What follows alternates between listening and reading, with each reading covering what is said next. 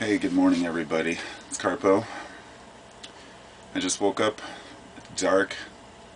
It's early. It's the perfect time to make videos before all the daily chaos becomes the regular occurrence around here. The kids wake up. The wife wakes up. The dog wakes up. Life gets going. And it's these moments in the morning where I have most of my time to reflect. Set forth my daily goals as best I can. Try to be fair with myself about the day that I previously had that maybe I didn't complete what I wanted to complete. And last night I had some very strange dreams, like usual, but I realized a pattern in my dreaming. And I sometimes dream about, some people say they dream about people. Some people say they dream about ideas. Some about places. For me, it's always people and situations in strange places. In fact, just when I said that last night, the night before last's dream popped into my head, where I was walking along a cliff. And it wasn't a cliff, it was a ridge on a mountain. And after I had this dream, I've realized I've had this dream several times. Where there's me on one end of the ridge, very thin ridge with sharp mountains on the other side, and then the end is whoever else I'm trying to reach, or whatever else. And it seems to be insignificant as to what that is, or who that is. And there's 1,000 different ways to, interpret a dream like that. One might say, well, you feel like you're walking a fine line to get to where you need to be, that you have to be very cautious in your path. That would be the most basic interpretation, I guess. But more often than not, I have dreams about strange places, like abandoned buildings, and there's a lot going on in there.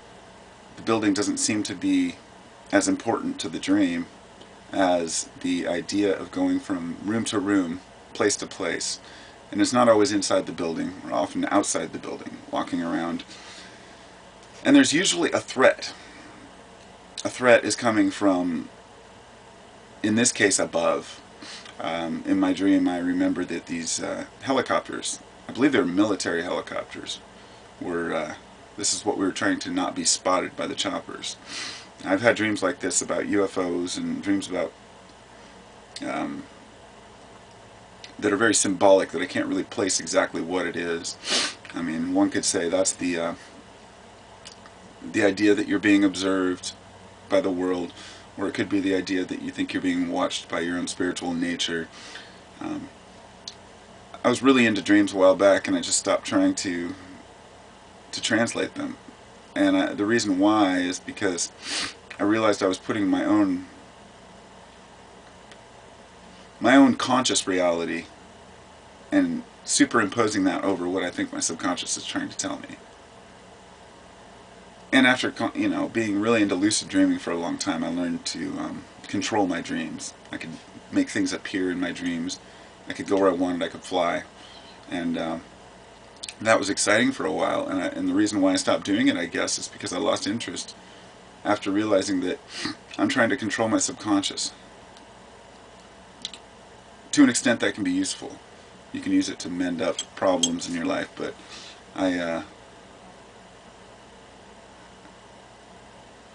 I decided to just let my dreams play out on their own, in other words. Just let them do their thing. Because I believe that we mend and cure, and we forget them for a reason, really is the point. That when you wake up and you're struggling to remember a dream you just had, the more you think about it, the more it seems to fade. The only way to really remember it and recall is to be consciously aware when you go to sleep that you want to recall your dreams. And then wake up, and before you get up and do anything, think. And I used to write them down in my journal. I had a little voice recorder that I have on my bed. It has like 300 dreams on it, and before it got filled up, and I had to, it's an old one, so I can't like transfer them. But after going back listening to a couple a while back, I was just like, whoa, I remember that dream. So it doesn't hurt to document or remember them. It's just that, I let my mind play out the way it wants to. And I don't know whether or not these dreams are apocalyptic, premonitional, or just very personal. But I think that keeping a dream journal can be very essential if people want to start to really look at these things.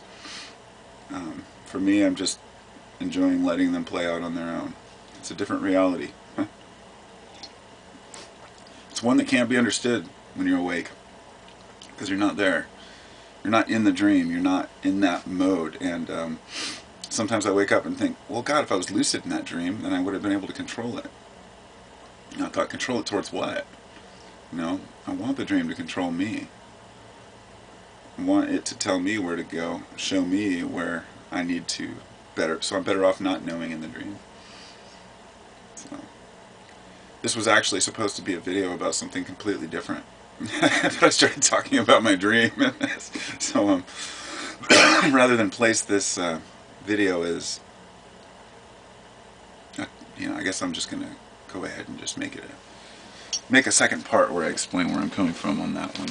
It'll be about people and overpopulation, all the craziness and chaos. So hope you all have a great day.